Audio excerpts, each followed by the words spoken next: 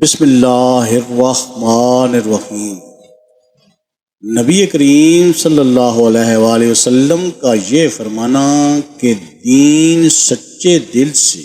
اللہ کی فرما برداری اور اس کے رسول اور مسلمان حاکموں اور تمام مسلمانوں کی خیرخواہی کا نام ہے۔ ہم سے مسدد نے بیان کیا، انہوں نے کہا ہم سے یحییٰ بن سعید بن قطان نے بیان کیا، انہوں نے اسماعیل سے، انہوں نے کہا مجھ سے قیس بن ابی حازم نے بیان کیا، انہوں نے جریر بن عبداللہ بجلی رضی اللہ تعالی عنہما سے سنا،